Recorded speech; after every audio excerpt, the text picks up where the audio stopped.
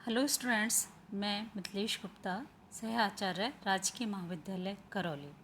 आज हम भारत में केंद्र राज्य संबंध विषय पर अध्ययन करेंगे। भारत में संघात्मक शासन व्यवस्था को अपनाया गया है और संघात्मक शासन व्यवस्था में केंद्र और राज्य सरकारों के मध्य शक्तियों का विभाजन किया जाता है। भारतीय संविधान एक शक्तिशाली केंद्र की स्थापना करता है और केंद्र और राज्य संबंधों के प्रत्येक क्षेत्र में केंद्र को प्रधानता देता है।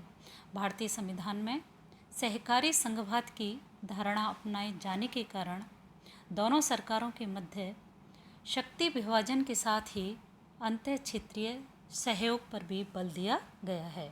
भारतीय संघवाद जो है राष्ट्रीय प्रभुता और राज्य प्रभुता के बीच सामंजस्य पैदा करता है।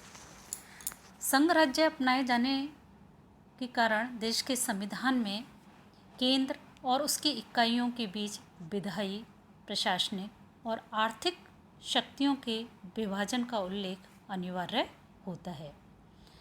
संघ व्यवस्था प्राय वहीं अपनाई जाती है जहां अनेकों प्रकार की विविधताएं होती हैं, यथा जाति, धर्म, भौगोलिक, इस तरह की जो विविधताएं होती हैं उन देशों में सामान्य रूप से संघात्मक शासन व्यवस्था अपनाई जाती है। अस्पष्ट जो शक्ति विभाजन से केंद्र और राज्यों में मतभेद, कटुता, हस्तक्षेप, अतिक्रमण, मुकदमेबाजी की संभावना से इनकार नहीं किया जा सकता।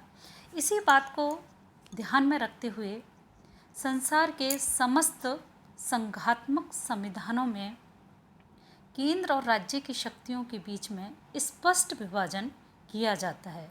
तो इस प्रकार से भारतीय संविधान के अंतर्गत भी केंद्र और राज्यों के मध्य शक्तियों का विभाजन किया गया है और 3 प्रकार से विभाजित की गई हैं ये शक्तियाँ। पहला, केंद्र और राज्यों के बीच विधायी शक्तियों का बंटवारा। दूसरा जो आता है, केंद्र और राज्यों के बीच प्रशासनिक शक्तियों का बंटवारा। तीसरा आता है केंद्र और राज्यों के बीच वित्तीय शक्तियों का बंटवारा। अब पहला जो हम टॉपिक ले रहे हैं इसके अंतर्गत भारत में केंद्र और राज्यों के मध्य विधायी संबंध या विधायी शक्तियों का बंटवारा। भारत में केंद्र और राज्यों के मध्य जो विधायी संबंधों का संचालन 3 सूचियों के आधार पर होता है, जिन्हें संघ सूची, राज्य सूची और समवर्ती सूची कहा जाता है। और इन सूचियों का उल्लेख जो है संविधान की 7वीं अनुसूची में किया गया है। पहली है संघीय सूची। इस सूची में राष्ट्रीय महत्व के ऐसे विषयों को रखा गया है जिनका संबंध संपूर्ण देश से होता है। इस सूची के सभी विषयों पर कानून निर्माण का एकमात्र अधिकार भारतीय संसद को होता है। इस सूची में 97 विषय होते हैं जिनमें प्रमुख रूप से रक्षा है, वैदेशिक मामले हैं, युद्ध, संधि, नागरिकता, रेलें, डाक, तार, मुद्रा, बैंक आदि विषयों को शामिल किया गया है। दूसरी सूची है राज्य सूची। इस सूची के अंतर्गत ऐसे विषयों को रखा गया है जो कि क्षेत्रीय महत्व के हैं।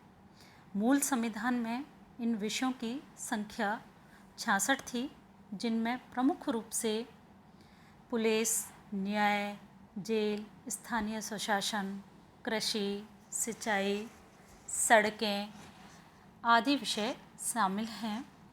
वर्तमान में राज्य सूची में 62 विषय हैं और इन पर कानून बनाने का अधिकार राज्य सरकारों को होता है। तीसरी सूची है समवर्ती सूची।